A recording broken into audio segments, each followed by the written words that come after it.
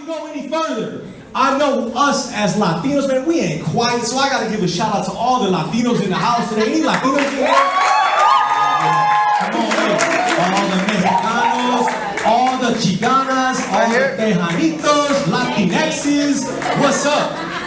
To all the indigenous, I salute you. To all my LGBT brothers, and nothing about our culture is minor.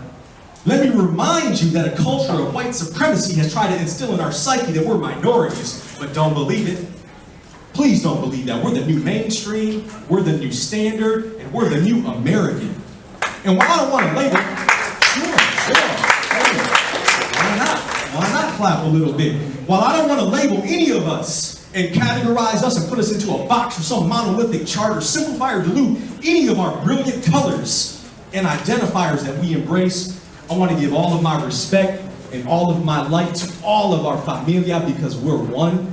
We're one gente, one raza. So I want to give a shout out to all. Since I address who I am, I want to talk about y'all. I want to talk about each of y'all. I want to talk about your realities, your struggles, your existence, your possibilities, your potential. Today is about you. It ain't about me. As the popular saying goes, y'all are the future. I don't know many of you yet on a personal level. After this is over, I want to shake hands with each of y'all. But I'm going to tell you right here, right now, that each of you are powerful beyond imagination. Every one of y'all can change the world. Y'all can devastate the world. Can't nobody take what you got. Your drive, your talent, your pedigree, your work ethic. You just got to believe in yourselves. And it starts up here. Our people are warriors, champions. Look at these murals right here. Scholars of the sun, moon, and stars. Y'all can change the world. Don't you want to change the world? Yeah. Oh yeah. Hey. Some of y'all probably thinking, man, who is this guy? Man, this guy's crazy right now. Where did they find this guy at? Right? Well, guess what? You can look all throughout history, and all prophets were thought to be crazy at first. One of my best friends, we call him Oso. You know what Oso means? Somebody talk to me. Bear. It means a bear, big dude, right? Took him 9 years to get his bachelor's degree. I wouldn't recommend that to nobody, but guess what? It took him 2 years to get his PhD. You know why? Because he didn't quit. He kept striving, he kept grinding, and nobody was gonna tell him no. And look, we ain't no strangers to hard work in the Latino community. I'm sure y'all know that. Right. We can do anything we put our minds to. That's right. We've always been able to make something out of nothing. Ingenuity and community go together like rice and beans in our houses. Yeah. Hey, you better give me a side of them rice and beans because I'm hungry. I came here to eat. And you better put me a side of lemons on the side to go with it. You know why? Because I'm about to make some lemonade. I'm about to plant a lemon tree. And I'm about to create a business selling lemons to this whole country. Because that's what we do. We're innovators. We're brilliant scientists and healers and educators. Which is why I've been so dismayed about all this talk about us being illegals and murderers and rapists and bringing drugs to this country, etc., etc., etc.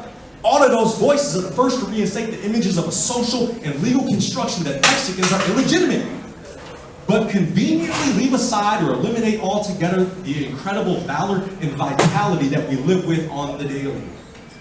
They'll minimize outright the fact that we were the first people of this land. We are the indigenous, we are the Inuit, we are the Toltec, the Navajo, Cherokee, Maya, the Inca. We're all of that. And while they have no desire to understand us, they'll surely have no problem continuing a long, historical, hurtful, and well-documented tradition that the U.S. political establishment has always engaged against Latinos, particularly Mexicans.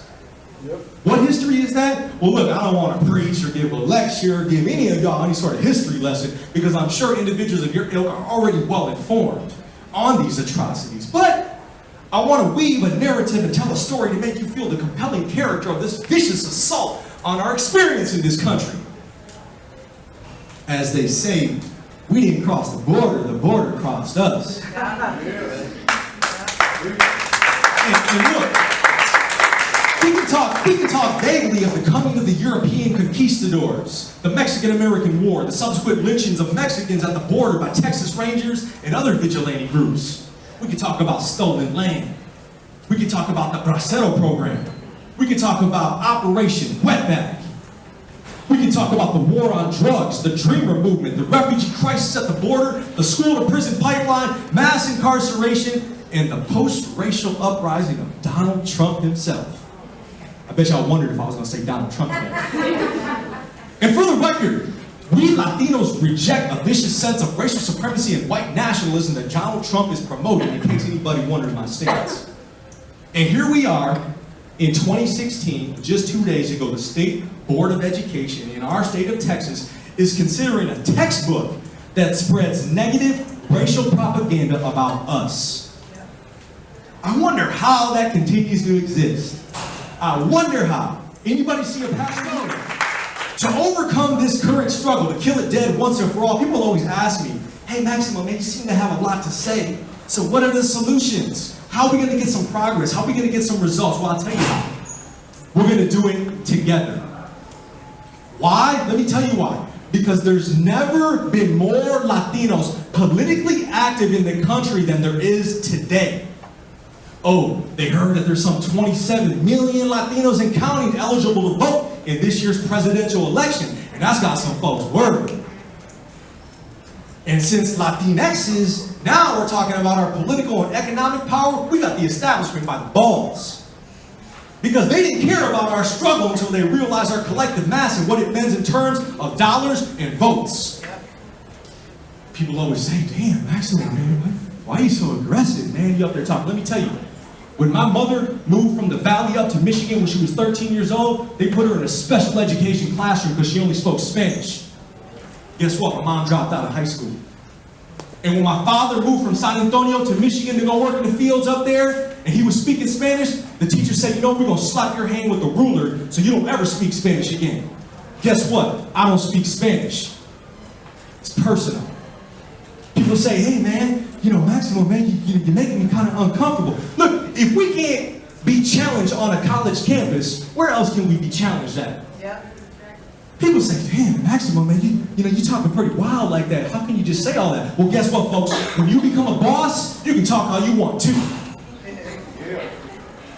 Sounds attractive, right? But how can we become bosses if we ain't believing in ourselves?